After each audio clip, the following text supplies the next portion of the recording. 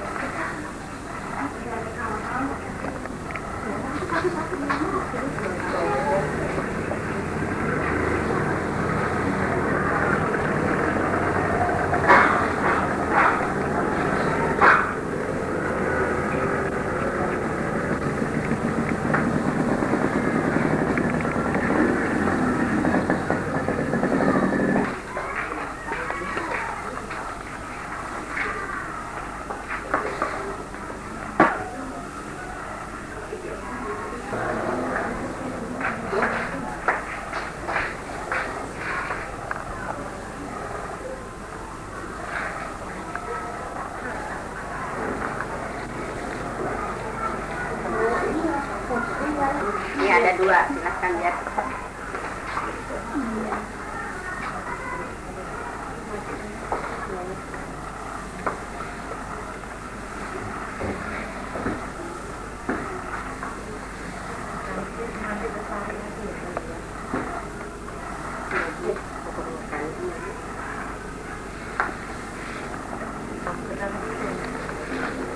Ada di dalam aja. Ada yang di dalam.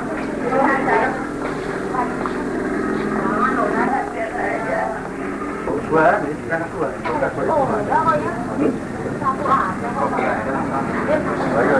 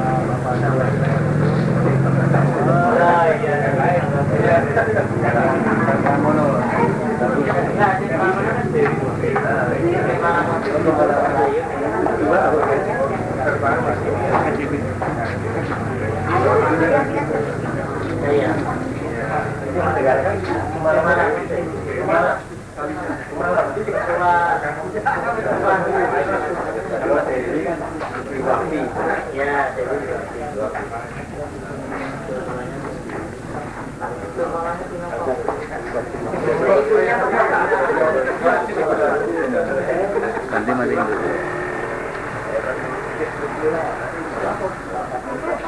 Ya, ada. Kaki-kaki. Di mana saja?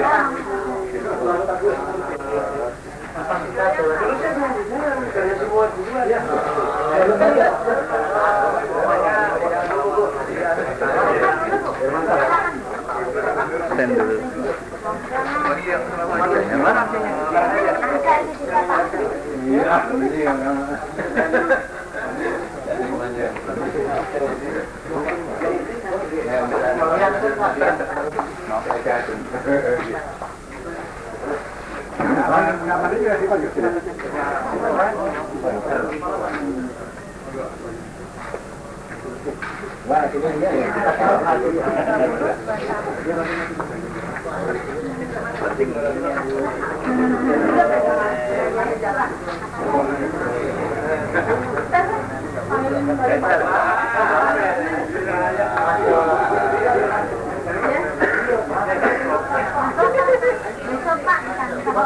Ini masih dua apa-apa?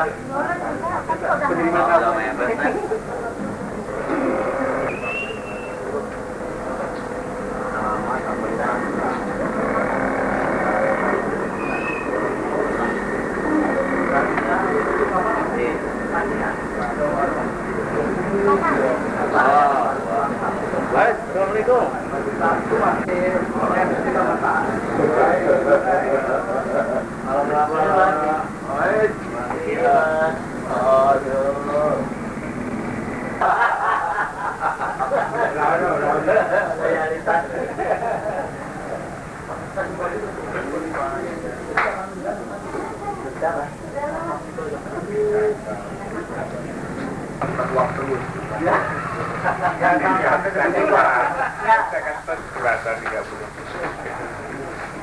Sudah meninggal.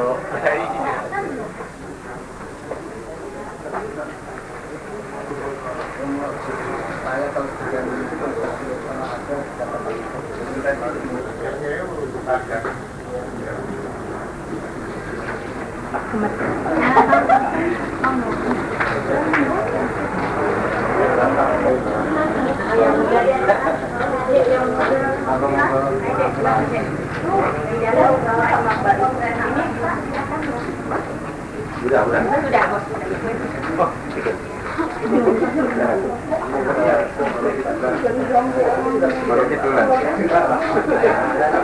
buat lagi gimana?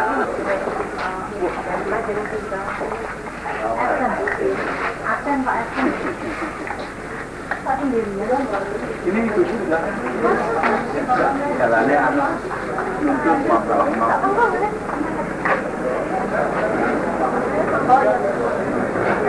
Hampir lupa namanya. Alamat rumahnya.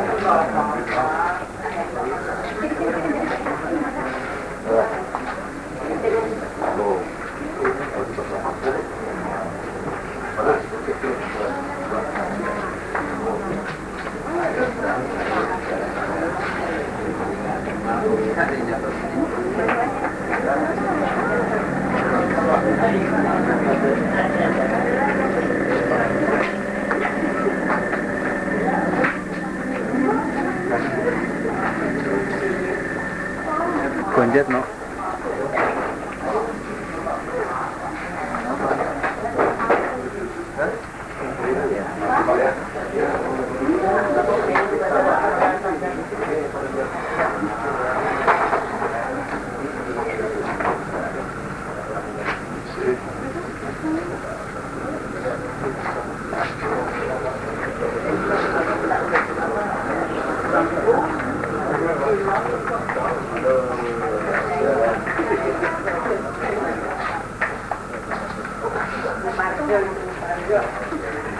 Pokoknya ada sangat juga ntar lagi.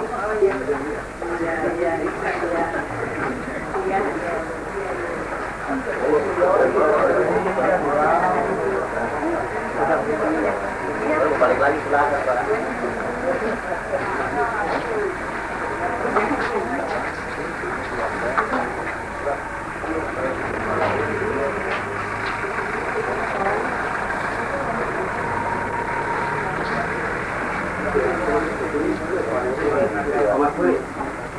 Ada Pak?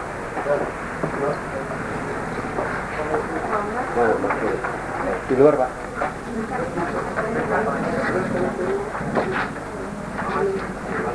Mana dipanggil?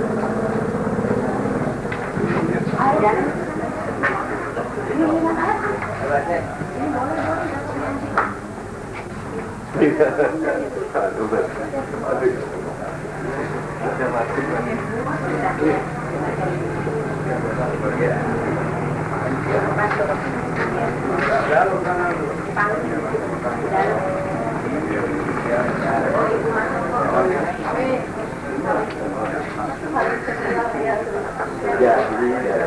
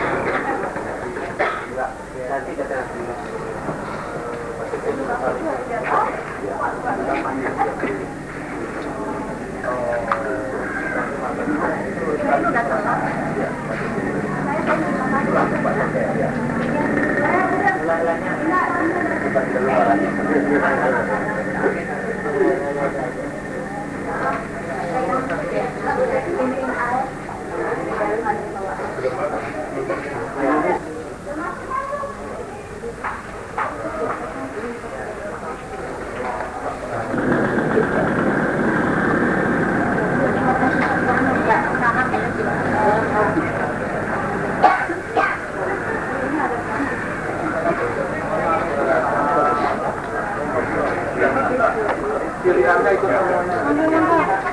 Pilihannya juga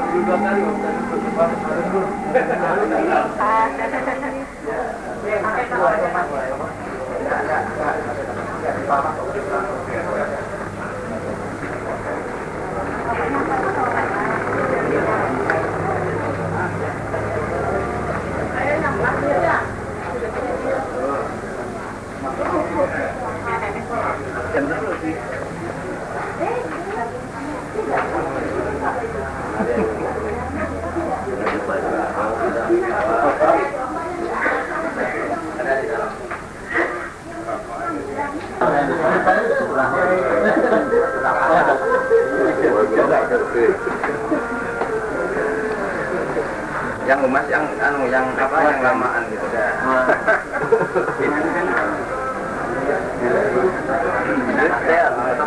Channel 12 channel 8 Yang punya departemen. Rumahnya, rumah tangga kan.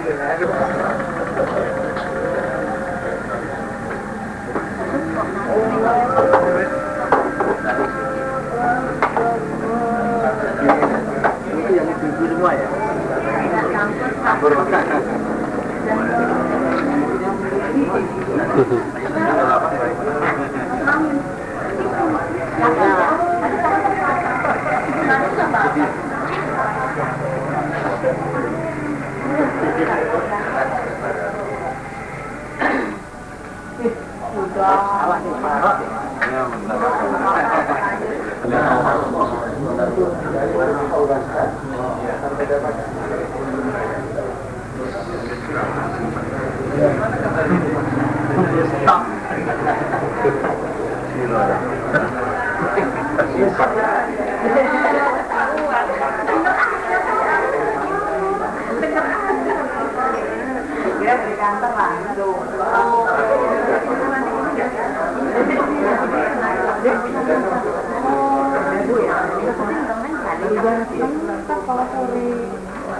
Banyak di Jakarta.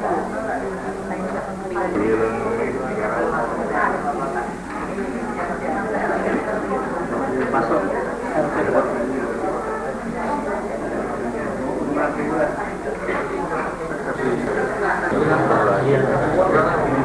Bapak-bapak dan ibu-ibu yang belum mendapatkan waktu bayar nomor 4 karena acara pada malam hari ini akan segera dimulai.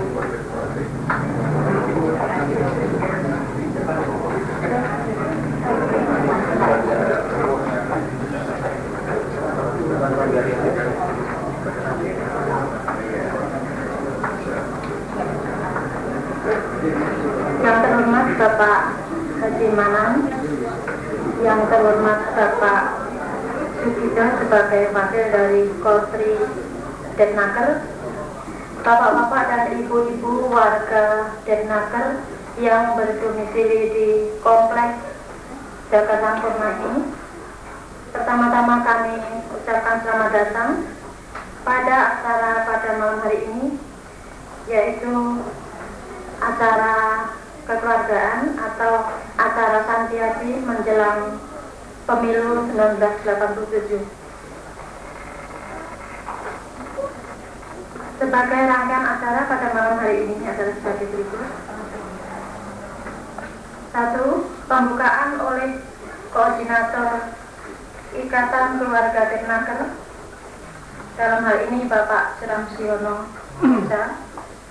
Kedua, sambutan oleh Ketua Koltri Unit Dennaker yang diwakili oleh Bapak Dr. Sugito.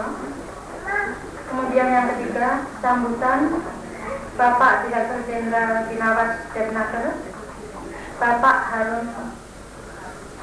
Kemudian yang keempat, ceramah tentang pemilu yang akan disampaikan oleh Bapak Haji Dr. Andes Rukmono. Demikian Bapak, Ibu, serta adik-adik para remaja sekalian, acara pada malam hari ini. Dan acara yang pertama, segera kami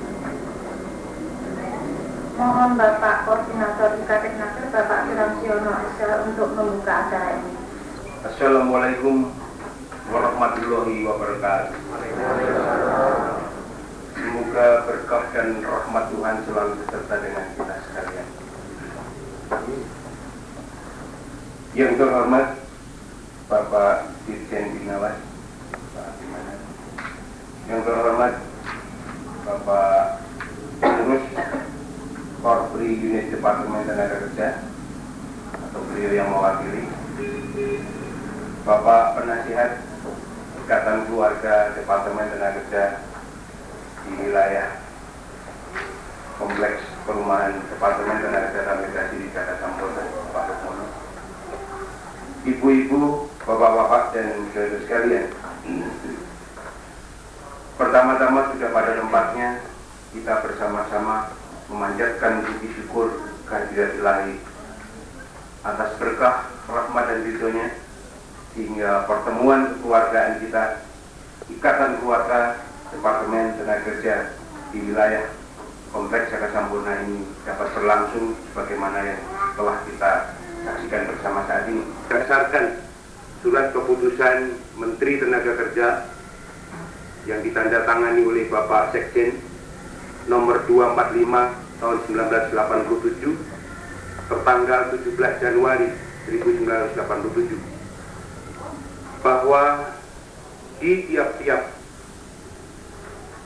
kompleks tempat tinggal keluarga besar Departemen Tenaga Kerja dibentuk suatu ikatan keluarga yang disingkat IKA, dan khususnya untuk wilayah atau kompleks Jaka Sampurna di sini kebetulan kami dengan beberapa teman ditunjuk untuk menjadi pengurusnya. Dan bahwa sebagai suatu warga dari keluarga besar Departemen Tenaga Kerja yang dimanapun kita berada, dan khususnya bagi kita yang menghuni suatu wilayah yang satu sama lain warga tadi berdekatan, maka sudah sepantasnya lah kita mempunyai suatu pengertian yang positif terhadap kebijaksanaan pimpinan departemen tentang pembentukan daripada ikatan keluarga ini.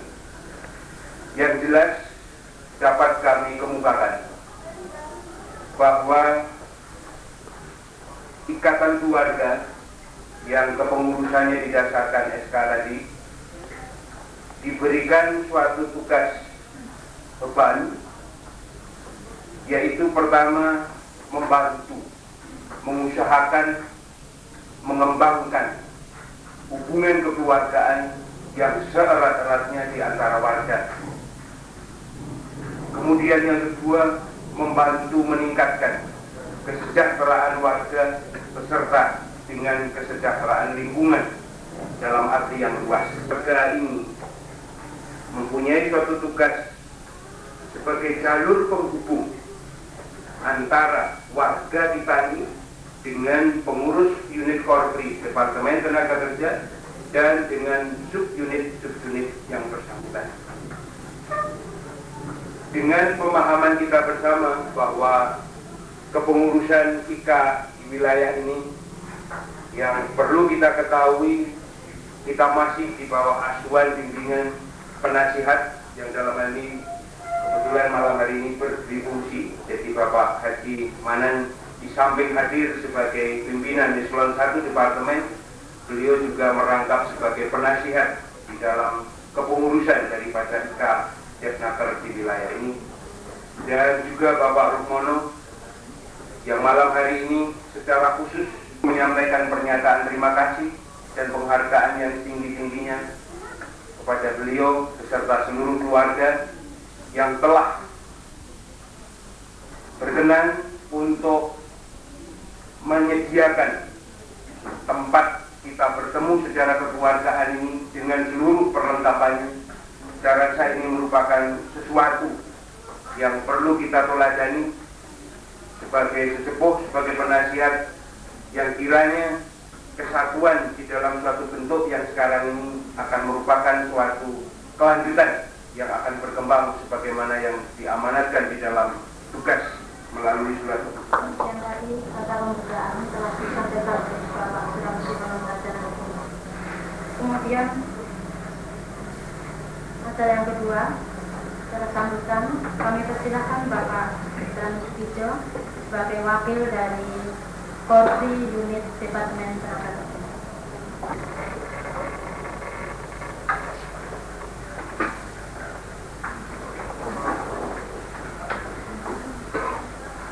Assalamualaikum warahmatullahi wabarakatuh.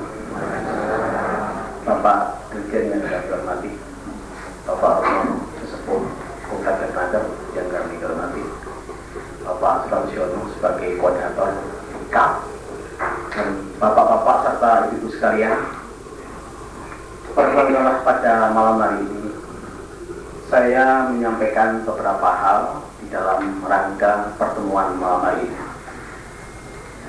Jadi yang pertama-tama saya menyampaikan terima kasih kepada Ikal Depnaker Komplek Bekasi Keranji ini yang ternyata sesuai dengan program Korpri di Depnaker memang diharapkan dapat melaksanakan santiaji. Secara kebetulan memang santiaji ini menjadi program daripada unit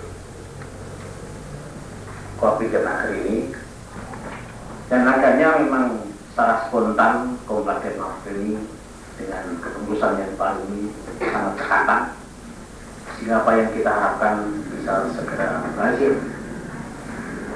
sesuai dengan program. Yang sebenarnya pertemuan semacam ini sangat diharapkan, bukan masalah menghadapi atau menjelang pemilu itu berkampanye, ini sama sekali bukan. Tapi yang jelas bahwa kalau kita sebagai warga Korpri dan juga kita mempunyai tanggungan anak-anak yang sudah dewasa, ponakan yang sudah dewasa, ya barangkali pembantu maupun supir, telah kita mengetahui lebih dulu. Jangan sampai kita ini sebagai aparat negara, tetapi mengenai masalah pemilu belum begitu jelas. Yang ada di Perumnas Bekasi itu dilaksanakan kemarin jam 3 siang. Himbauan daripada Ikal Bekasi, jadi bukan yang Keranji, ternyata di sini ada 2 Ikal. Itu memang mengharapkan bagaimana sih kalau nanti menjadi satu saja. Karena kalau menjadi satu saja ini harapannya lebih konkret, lebih besar. Barangkali karena di sini ada pejabat teras eselon 1, mungkin ya apa yang bisa dilakukan oleh adik-adik kita yang di Perumnas itu bisa lebih baik, kira-kira begitu. Ada Pak Pitoyo, disebutkan demikian. Karena Pak Pit adalah yang mengelola Pusdiklat. Jadi harapannya nanti ya barangkali pegawai-pegawai yang di Perumnas itu ya kira-kira mendapat kesempatan pendidikan. Jadi memang sangat baik harapannya itu. Tapi namun demikian saya kira ini merupakan suatu pemikiran yang barangkali ya bagaimana nanti. Tapi ternyata menghadapi itu tidak tanggung-tanggung. Saya tidak bisa ya continue bicara, tapi harus pakai nomor-nomor kemudian apalannya begitu.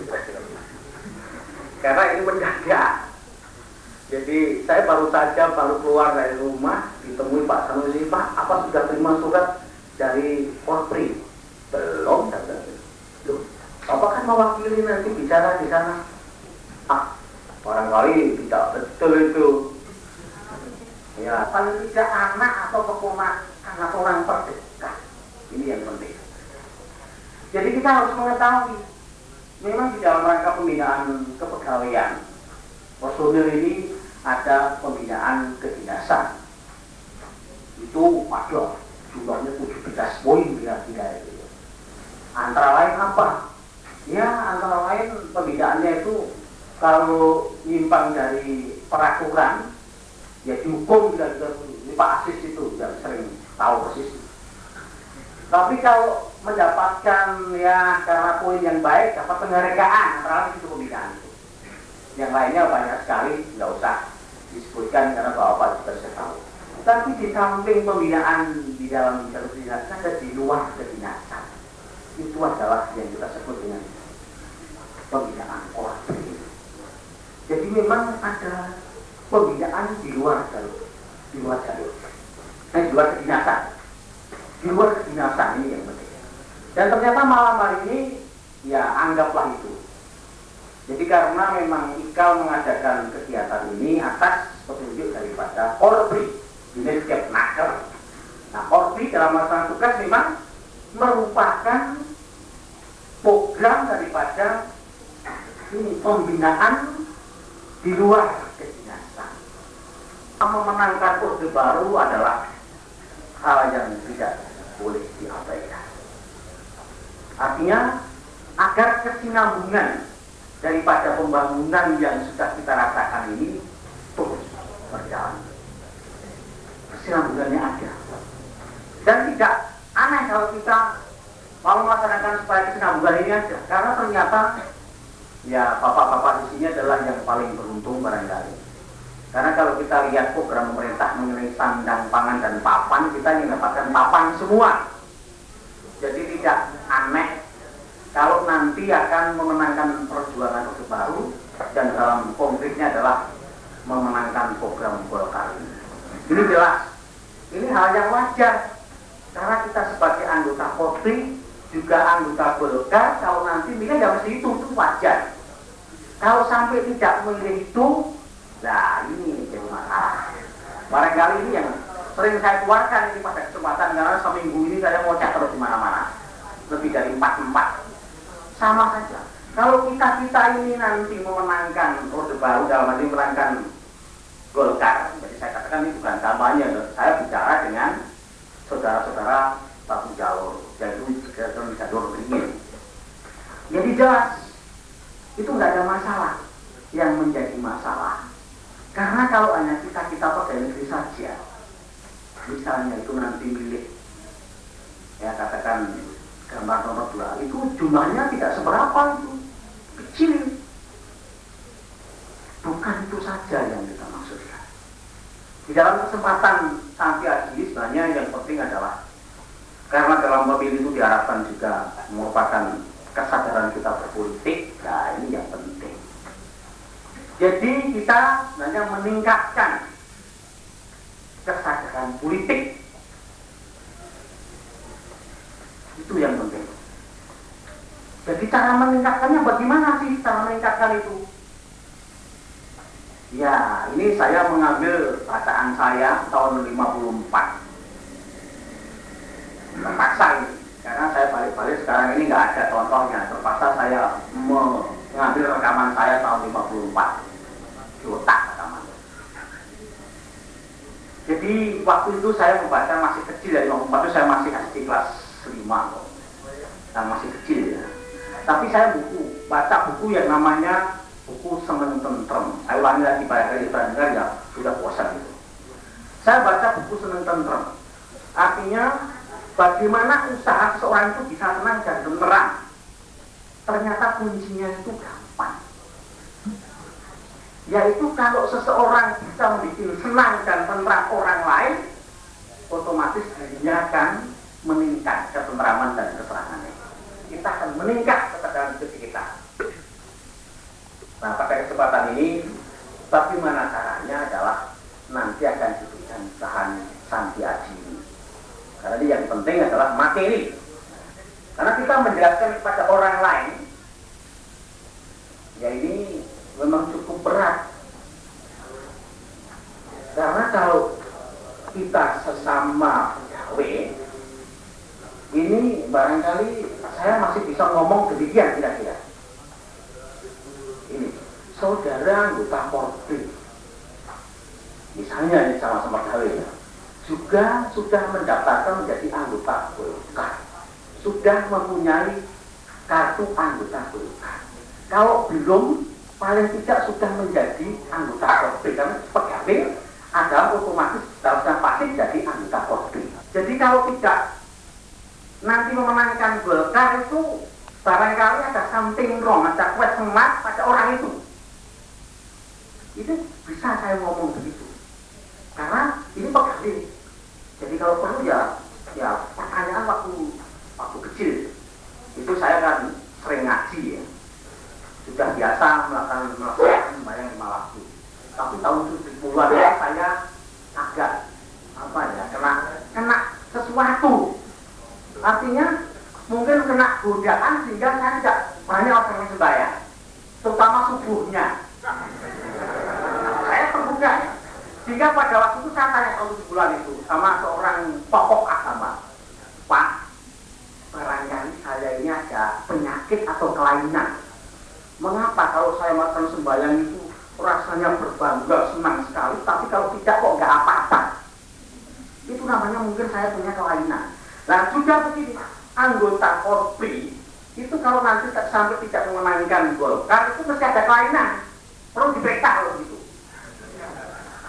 Barangkali dong sudah, ya kira-kira begitu kok, jelas asli sebetulnya sama kok tidak mau, itu kan mesti ada sesuatu.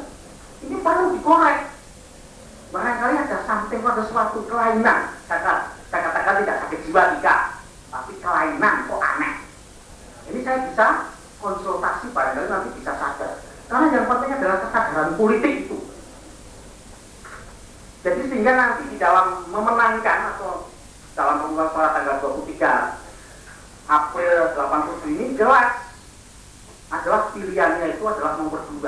Kalau sampai masih ragu-ragu, merupakan beban atau tekanan, masih bisa konsultasi, masih bisa karena barangkali anak atau orang itu mempunyai penyakit atau kelainan.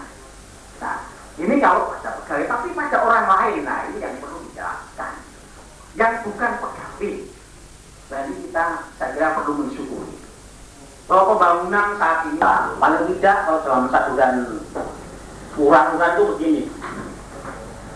Nulaku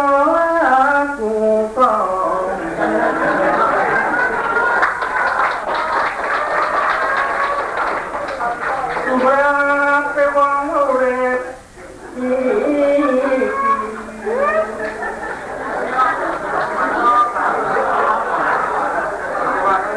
semua para narapraja yang setia kepada pohon beringin. Sudah saya sampaikan, jadi saya akan laporkan juga kepada Bapak Ketua Kopti, Menteri Naker, pada Pak Boso, bahwa penyelenggaraan pada malam ini cukup meriah. Demikian sambutan saya dan terima kasih. Wassalamualaikum warahmatullahi wabarakatuh.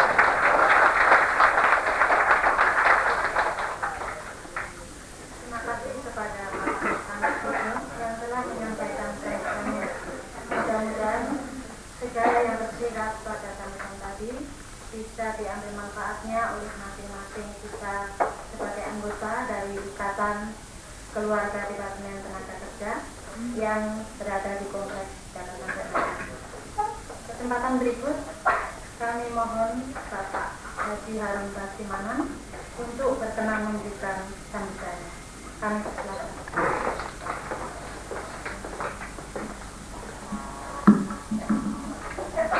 Assalamualaikum warahmatullahi wabarakatuh. Selamat malam ibu-ibu, bapak-bapak, saudara-saudara keluarga besar daripada Tenaga di Bekasi. Pertama-tama saya ucapkan terima kasih pada kesempatan ini, di mana kepada saya atas nama pimpinan Tenaga ditugaskan untuk memberikan masukan. Dari pembicara tadi tidak ada menyebut Pak RT, padahal Pak RT ada di sini. Pak RT mohon izin mengadakan pertemuan malam ini. Ibu-ibu, bapak-bapak, dan saudara-saudara sekalian.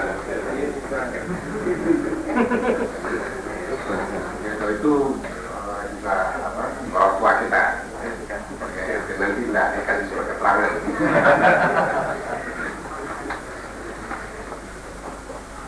Untuk lebih cepat kepada pokok acara Santiago, saya bacakan sambutan saya sebagai berikut. Ibu-ibu, bapak-bapak, saudara-saudara sekalian, marilah kita memanjatkan puji syukur kehadiran Allah Subhanahu wa Ta'ala, karena memang atas segala rahmatnya juga kita bisa berkumpul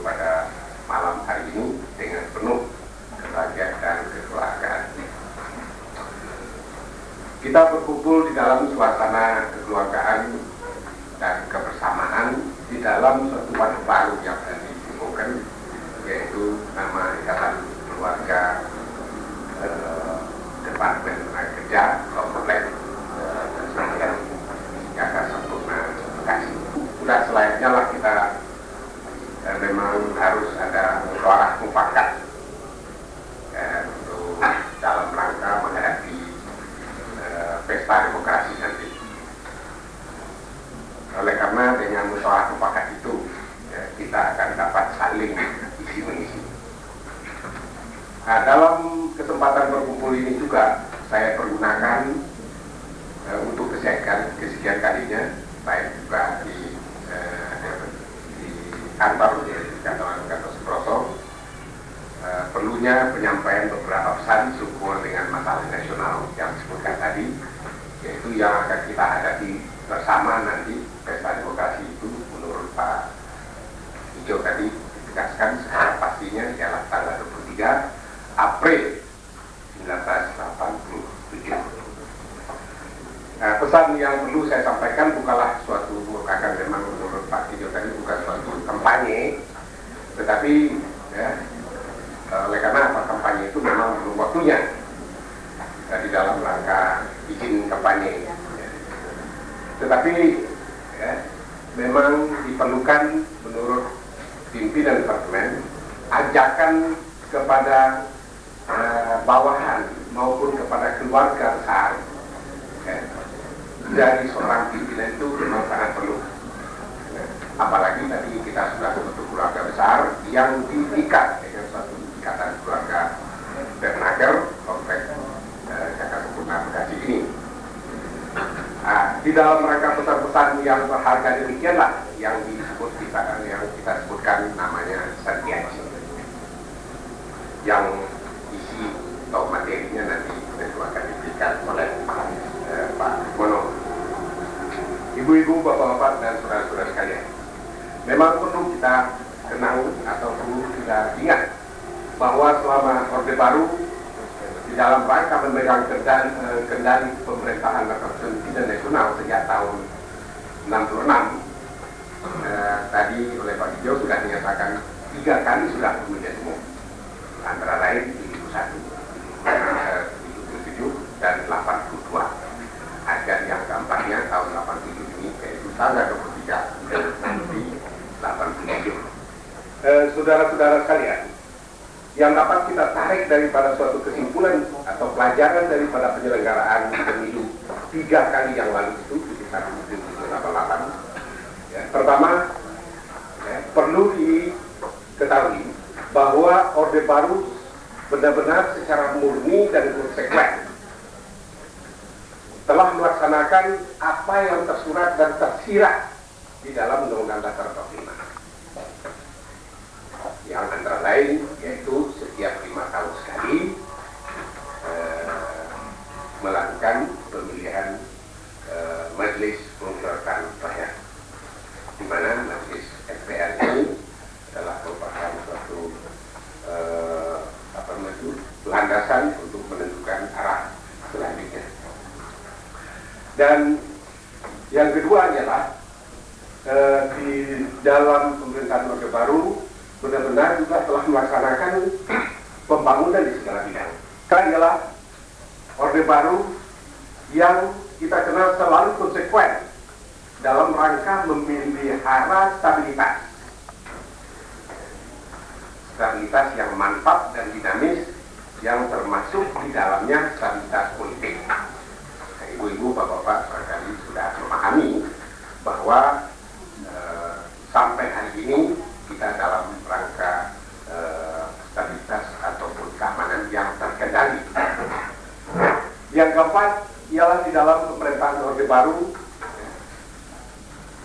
di dalam rangka pemilu setiap 5 tahun itu dilakukan terus-menerus penyempurnaan perundang-undangan yang mengatur pemilu sendiri. Nah, dalam hal ini saya bisa berikan contoh kepada ibu-ibu, bapak-bapak, saudara-saudara sekalian. Tahun 71 salah satu praktek kita di dalam Korok Pegawai Negeri saya lakukan sebagai seorang kepala kantor dan akhir pada waktu itu. Setiap pegawai, kalau Pak Hijo tadi hanya mau mencatat kudiktir sekarang atau mencatat ada kelainan, tapi kalau saya dulu kalau tidak tanda tangani pegawai itu untuk menusuk bokap tidak bisa, tidak usah masuk. Itu dulu. Nah, dan begitu juga kalau istrinya kita lakukan juga suatu formulir khusus tahu 71. Nah, sekarang yang diharapkan oleh kita semua, oleh Pak Hijo tadi, ialah kesadaran. Nggak sadar juga itu memang ada kelainan.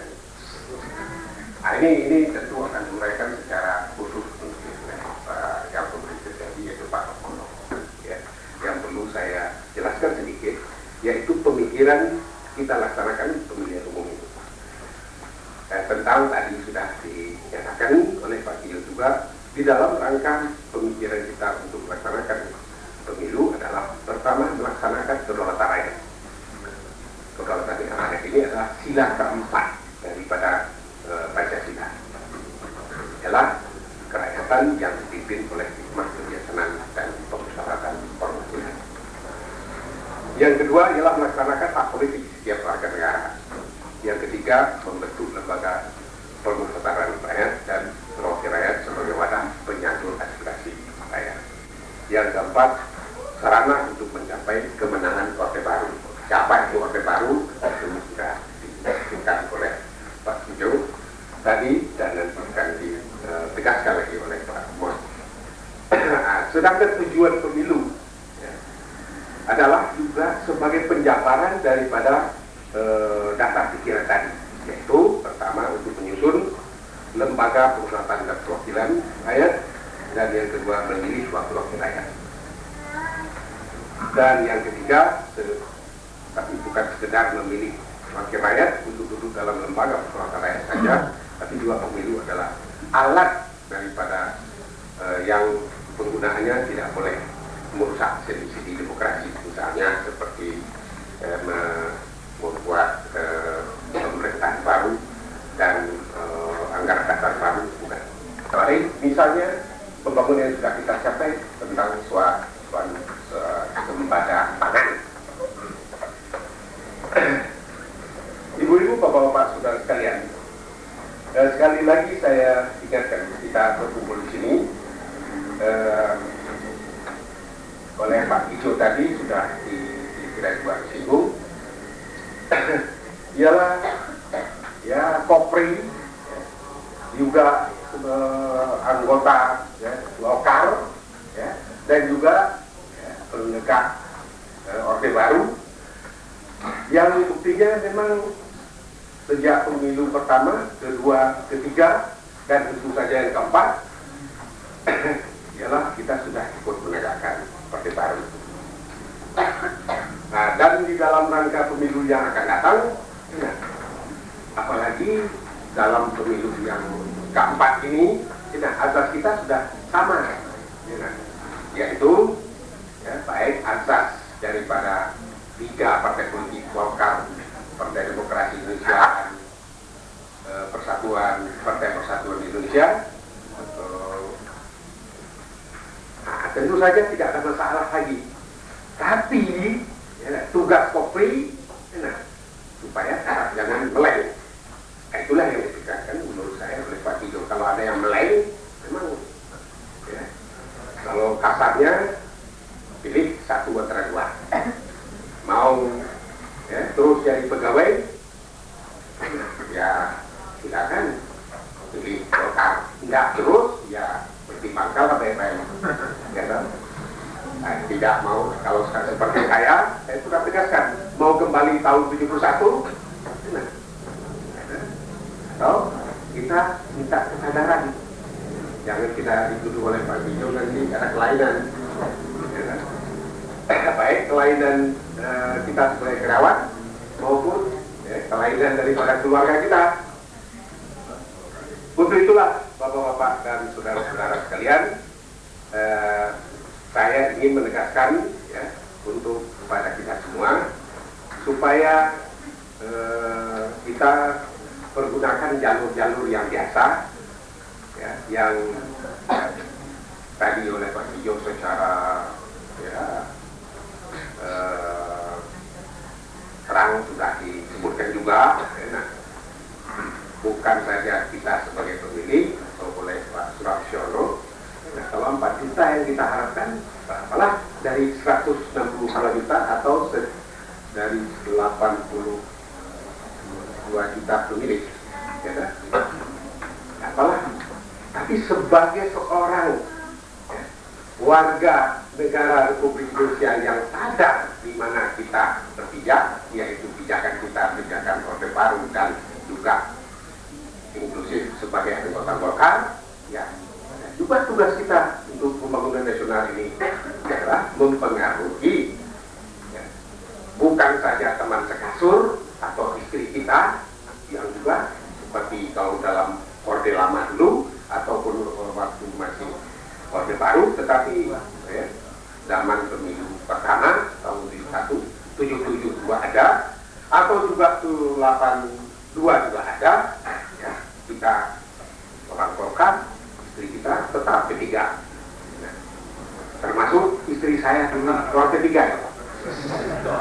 ya kan? Oleh karena lingkungannya.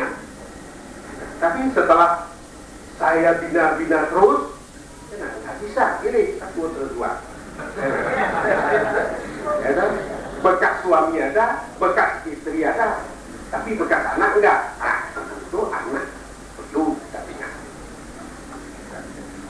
supaya teman sekasur kompak tetap. Yang sudah sadar, ini sudah sadar, menurut saya sudah sadar teman sekasur. Pak Tijo tadi juga nyatakan, nah, termasuk teman sedapur, nah, seluruh anak tambah keponakan, tambah pembantu. Nah, itu tugas kita juga. Kalau umpamanya dia sudah kita dapat rangkul, tentu jumlah hamba kita tadi kita juga tambah. Ini tugas kecil saja. Tapi kalau tidak diingatkan ini, mulai sebelum pemilu, ini kan kita nanti ketinggalan. Nah, saudara menyatakan kelupaan, tidak pernah diingatkan gitu. Inilah maksudnya ini pembinaan keluarga ini. Juga artinya oleh karena kita tinggal di kompleks, ya maka saya dekati Pak RT. Nah, Pak RT kita RT yang juga termasuk ya, anggotanya dari transmigrasi. Itu kan bukan kenakan saja. Jadi kita harapkan juga melalui PRT atau melalui pertemuan RT ya supaya kita ingat mengingatkan. Termasuk juga saudara-saudara yang kalau itu ya, kita dalam rangka arisan. Saya juga sudah pesan sama istri saya arisan dengan penduduk kampung di sini supaya tetap diingatkan. Itu tugas juga daripada Dharma Wanita yang ikut arisan bersama ibu-ibu di dusun dan kampung ini. Demikian ibu-ibu, bapak-bapak, saudara-saudara sekalian, yaitu sambutan saya dalam ikatan keluarga Denmaker Jakarta Sempurna Bekasi ini. Semoga ada manfaatnya untuk lebih meyakinkan kita terhadap apa yang kita laksanakan dan apa yang kita pilih di dalam pemilu yang lalu maupun yang akan datang. Yang lalu Golkar ya tetap Golkar. Jangan melenceng menurut Pak Tijo. Jadi jangan lupa juga azas, ya memang secara populer azas pemilu luber. Apa itu luber? Langsung umum, bebas dan rahasia. Tapi luber kita ialah lubangi itu berdiri. Itu yang penting. Demikian sambutan saya, semoga ada gunanya dan saya ingatkan sekali lagi supaya kita jangan lupa tugas selain pada menutup ingin juga tugas kita mengembangkan terhadap lingkungan kita di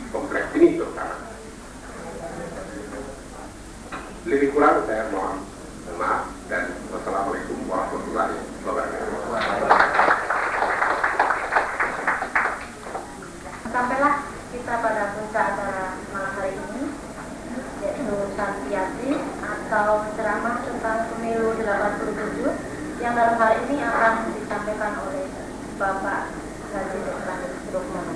Kami silakan. Assalamualaikum warahmatullahi wabarakatuh. Merdeka! Merdeka! Ibu-ibu dan bapak sekalian, sengaja saya pakaikan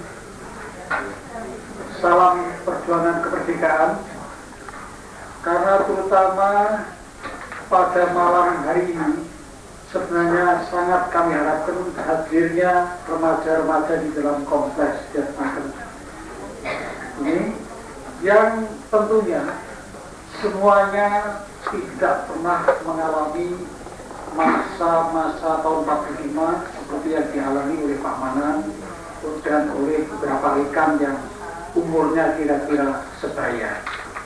Oleh karena itu, supaya apa yang sampai makin lama itu makin jauh, tetapi jangan sampai kelupaan, maka sengaja pakai merdeka ini saya ucapkan. Saudara-saudara sekalian, saya sebenarnya sangat berterima kasih baik kepada Bapak Siram Sihono, Bapak Sukijo maupun Bapak Dirjen Habimanan yang sebenarnya di dalam kata-kata sambutannya sekaligus aspek-aspek aspiratif daripada pemilu tahun 87 ini sudah dipaparkan secara jelas sehingga tugas saya sebenarnya mungkin tidak menggarisbawahi saja. Saudara-saudara sekalian, pemilu ini memang punya dasar yang kuat sekali. Pertama adalah Pancasila seperti yang disebutkan di dalam pembukaan Undang-Undang Dasar 1945. Ini sila yang keempat ini jelas menyebutkan bahwa kedaulatan rakyat yang dipimpin oleh hikmat kebijaksanaan dalam permusyawaratan perwakilan. Jadi harus ada lembaga yaitu permusyawaratan perwakilan yang sesuai dengan Undang-Undang Dasar 45 pasal 2 adalah Majelis Permusyawaratan Rakyat. Dan juga di dalam pasal 5 daripada Undang-Undang Dasar 45 disebutkan bahwa Presiden bersama dengan Dewan Perwakilan Rakyat membuat undang-undang. Jadi pemilihan umum ini adalah bertujuan untuk memilih wakil-wakil di dalam Majelis Permusyawaratan Rakyat dan Dewan Perwakilan Rakyat. Saya minta tugas slide. Menjelang pemilihan umum pada tahun 77, undang-undang itu dirubah. Perubahannya antara lain adalah bahwa peserta daripada organisasi peserta pemilu yang semula pada tahun 71 ada 10, pada tahun 77 tinggal 3, ialah Golkar, Partai Persatuan Pembangunan, dan Partai Demokrasi Indonesia. Perubahan ini dilakukan dengan Undang-Undang Nomor 4 Tahun 75. Undang-undang ini dirubah ialah pada tahun 80 dengan Undang-Undang Nomor 2 Tahun 80. Perubahan daripada undang-undang ini antara lain adalah jumlah daripada anggota MPR dan DPR yang jumlahnya ditambah menjadi anggota MPR ada 1000 dan anggota DPR ada 500. Dan di antara yang anggota DPR yang 500 itu 20% diangkat dari ABRI. ABRI yang pensiun itu pada umumnya muncul dalam calon-calon daripada golongan karya. Undang-Undang Nomor 2 Tahun 85 ini tidak bisa dipisahkan daripada Undang-Undang tentang Pemilihan Umum karena Undang-Undang Nomor 2 Tahun 85 adalah tentang susunan dan kedudukan Dewan Perwakilan Rakyat dan Majelis. Dan nomor 4 ini ternyata mengalami perdebatan yang seru di DPR, sehingga ada masalah yang perlu digarap lebih dulu, yaitu biasanya kalau mengenai masalah masuk uang, perpajakan atau apa, itu didulukan sehingga bahwa nomor 4 diisi dengan nomor lain dan baru mendapatkan nomor 8. Undang-Undang nomor 1 adalah Undang-Undang Pemilihan Umum sebagai perubahan daripada Undang-Undang nomor 15 tahun 69 dan nomor 4 tahun 75 dan nomor 2 tahun 80, dan nomor 2 adalah Undang-Undang tentang susunan dan kedudukan anggota DPR dan MPR. Undang-Undang nomor 3 adalah Undang-Undang tentang partai politik dan golongan karya. Antara lain ada disebutkan bahwa tanda gambar itu tidak boleh dan begini. Sehingga oleh karena itulah di antara peserta pemilu tahun 82 yang juga ikut menjadi peserta pemilu di dalam 87 ini, ada yang terpaksa ganti gambar karena gambar Ka'bah termasuk kriteria yang tidak dituliskan di dalam undang-undang itu. Itulah Undang-Undang nomor 3. Kemudian Undang-Undang nomor 5 adalah Undang-Undang tentang referendum. Mengapa demikian? Seperti tadi saya katakan, generasi muda ini kalau tidak diisi terus akan kehilangan aspirasinya pada tahun 45. Sehingga karena itu, kalau seorang sarjana hukum yang nanti lulus tahun 88, mungkin dia lahir tahun 65, ya, tahun 89, dia akan baca Undang-Undang Dasar itu. Dia akan sesuai dengan bunyi daripada Undang-Undang Dasar itu, maka jelas bahwa Undang-Undang Dasar itu bisa diganti. Itu tercantum di dalam pasal 37. Dia tidak menghayati aspirasi daripada perjuangan dan cita-cita proklamasi 17 Agustus yang sebenarnya pada prinsipnya menghendaki proklamasi dan Undang-Undang Dasar 45 itu adalah satu kesatuan yang tidak bisa dipisahkan. Maka mungkin dia cukup dengan menganggap bahwa kalau 2/3 dari Majelis Permusyawaratan Rakyat itu menyetujui Undang-Undang Dasar itu diganti, ya bisa diganti. Oleh karena itu diadakan Undang-Undang tentang referendum, bahwa di dalam Undang-Undang itu disebutkan bahwa memang bisa ada perubahan atau penggantian asalkan itu mendapatkan persetujuan daripada seluruh rakyat. Karena apa? Memang Majelis Permusyawaratan Rakyat itu adalah pemegang kedaulatan rakyat. Tetapi yang memilih kedaulatan rakyat itu sebenarnya adalah ya rakyat sendiri. Seperti halnya saya adalah pemegang mic ini sebagai pemegang kedaulatan rakyat. Tetapi sebenarnya kedaulatan rakyat itu tetap milik rakyat seluruhnya. Oleh karena itu harus mendapatkan persetujuan dulu daripada rakyat semuanya. Karena itu syaratnya untuk bisa mengubah harus sekurang-kurangnya 90% daripada rakyat memberikan suaranya dan sekurang-kurangnya 90% menyetujui Undang-Undang Dasar itu dirubah. Nah, kalau ini sudah dituangkan di dalam undang-undang, maka seorang sarjana hukum lulusan tahun 90 bisa mengerti bahwa memang tidak bisa hanya sesuai dengan ini 2/3 karena sudah ada undang-undang. Itulah perlunya Undang-Undang nomor 5 itu dikeluarkan. Sedangkan Undang-Undang nomor 8 adalah Undang-Undang tentang keormasan. Di situ disebutkan bahwa setiap organisasi masyarakat itu harus berasaskan Pancasila. Nah, ini memang juga digunakan oleh organisasi-organisasi masyarakat ini sebagai alasan.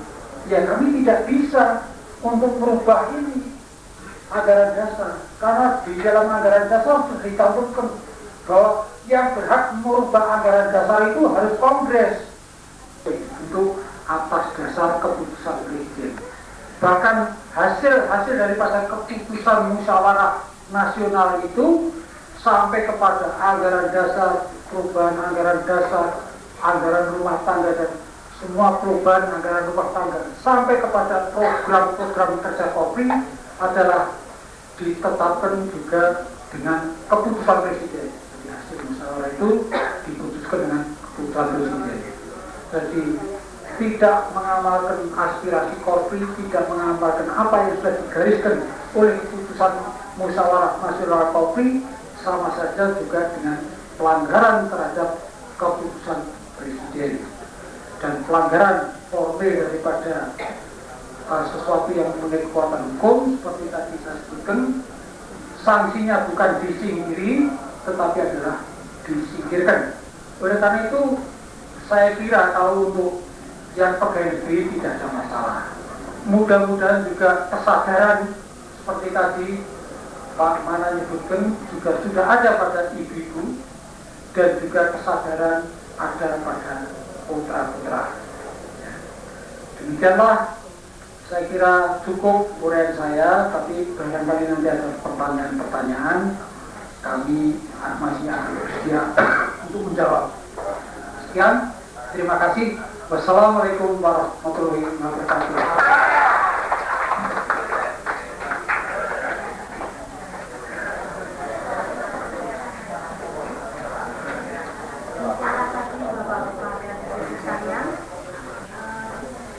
Ceramah mengenai pemilu telah disampaikan dengan gamblang oleh Bapak Mono. Dan barangkali ada Bapak, Ibu atau adik-adik yang ingin bertanya, dipersilahkan. Nanti Bapak Mono akan memberikan jawaban.